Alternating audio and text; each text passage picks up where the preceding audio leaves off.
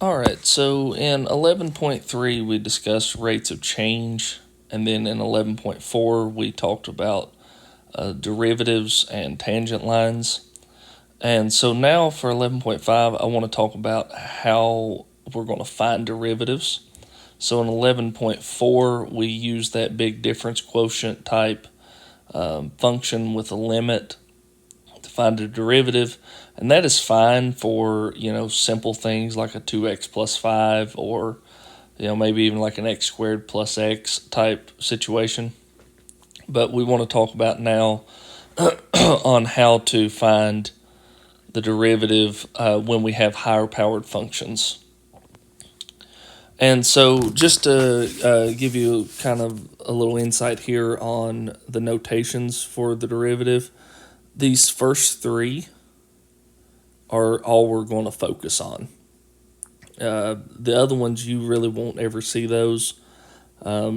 Mainly the f prime of x and the dy dx are going to be the main focuses that you'll see through the homeworks and quizzes. All right. And so now we want to talk about how to take a derivative. All right. So the first thing that we were going to learn here is the derivative of a constant. And the derivative of a constant, and a constant is just a number, so 8, pi, 1, 2, 5, negative 74, so on and so forth. And if you think about this in the terms, right, derivative is just a slope, okay? So let's say that, I have some graph, and if I were to go into my Desmos calculator and I type in f of x is equal to 8, all right? Not that that is a great drawing. Let me try that again. All right. Then I'm going to get a straight line, roughly. It would be a straight line. And as you can see, that slope, no matter where I'm at on that function or on that line, is always 0. Okay? So for any constant, if it's 8, it's 0, the derivative is 0, and pi is also 0. Okay, so for any constant, the derivative will always be 0. Now, what do we do if we don't have a constant? Okay, so we've got, we have an x or variable, and, if it's being raised to some kind of power, which is our most common thing that we're going to see, and this rule will be our most commonly used rule, and it's called the power rule. And the power rule is we can apply to any function that involves powers or exponents.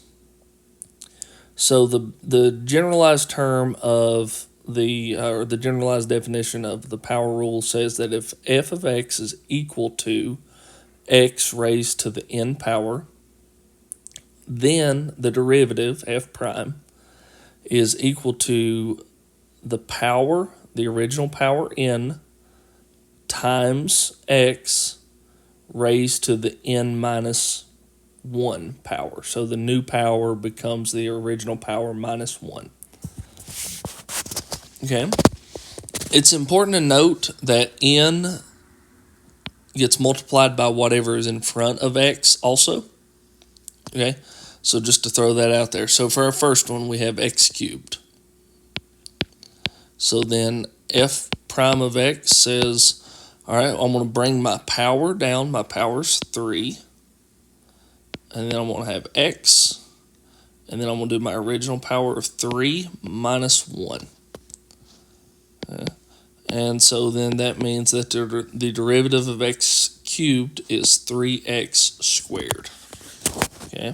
And what this derivative would do is, because that's not a linear function, of course, that derivative would allow me to find the slope at any point that I choose that lies on that function. Okay, so I could plug in for x. All right, let's do the second one. So we have f prime of x will be equal to, and remember I multiply whatever's out front by the power when I bring the power down. So I really have 2 times 4 with x, right? And then my new power is the original power minus 1. Okay. All right. And so then that looks like 2 times 4 is 8. X, 4 minus 1 is 3. So the derivative of 2x to the 4th is 8x cubed. So again, that is the power rule. That is our most basic rule, but it is also the one that we are going to use a significant amount of times. Okay. Now, there are special cases for power rules, and these are the two that will show up. And it's not so much that it's a special case for the power rule itself as much as it is we have to just rewrite it in terms of exponents, which we did back in the second or third week of class with exponent rules. Okay, so when I have a root function, then I can rewrite it in the form of x to the m over n. Okay, m is what is being done to x inside the root. N is the power of the root. Okay, or the degree of the root. So for x cubed, or the square root of x cubed, first I would need to rewrite that as f of x is equal to x. So the thing that's happening to x inside the radical is 3 that goes in the numerator, and then that is divided by the power of the root. Here we're talking about square root, so it is 2. Okay.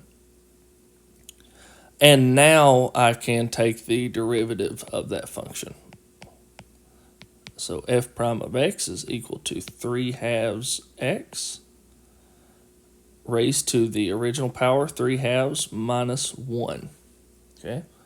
If you don't know how to add, multiply, or add and subtract fractions, that's okay. It's not a huge deal. You can use your calculator for that. But that would be 3 halves x to the 1/2 power. Okay.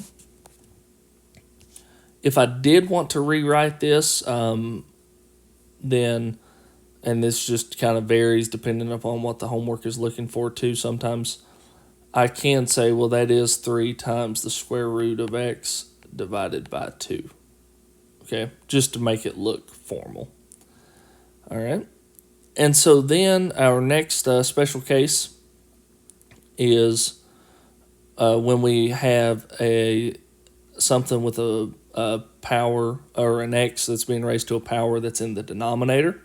We can rewrite it by saying that's x to the negative of the power. Okay. So for instance, here on our second one, we have f of x is equal to, so that's 1 over x squared. So that would become x to the negative second power. Okay. Now do know this though, that if this numerator had been anything but other than 1, so if it were 2, 3, 4, so on, that would just go in place right here in front of the x. So it would be 3x to the negative second. Okay, just to kind of keep that in mind. All right. But now I have x raised to a power, so now I can invoke the power rule to find the derivative. So I take f prime of x, which just says I'm taking the derivative. I bring my negative 2 down. And then I have negative 2 minus 1. Okay. Be careful there because that is negative 2 minus 1, which is negative 3. Okay. So that is the derivative. I can rewrite it as I kind of have the option here. For me personally, I'm not picky on this, but just be leery of it on the homework, that I can say, well, that is negative 2 over x cubed. Okay, both of those are correct in my eyes, but as you well know, Pearson can be a little bit picky, so just be careful of that. Okay, so that is calculating the derivatives when we have some special cases. We have to rewrite it first, then we can take the derivative just like we normally would. All right, and then the last thing that I want to discuss is derivatives of multi-term functions. Okay, there's a big proof in the book that's completely unnecessary for us to go over, but just know that if you have things that have more than one term, like a 2x squared plus x, all you do is take the derivative of each individual part and just keep the sign there. So for instance, for the first one, I have f prime of x. I'm going to take the derivative of the first one, which is 2x squared. I bring the 2 out front and multiply it by 2, right? Because I have a coefficient of 2. So that is 4x. And then I would have 2 minus 1 as my power. My original power is 2. 2 minus 1, so that is 1. So it's just x then is all I have left over. All right, and then the derivative of x, okay, so I'm just going to come over to the side and kind of show you how that works, right? So technically that's x to the first power. So if I were to take the power rule of that, I would bring the 1 down. So I would have 1 to the x, and then I would have 1 minus 1, which is 0. So I really have x to the 0th power, so it's just 1. Okay? Right, anything to the 0th power is just 1. So 4x plus 1 is the derivative of that first function. All right, and now for the second function, I'm going to rewrite it to just show you how to do that, and then I want you to try it on your own on finding the derivative. So I'm going to have f of x is equal to negative x cubed plus 2 to the x minus 1 plus 4. All right, so pause the video and try to find the derivative of this given function.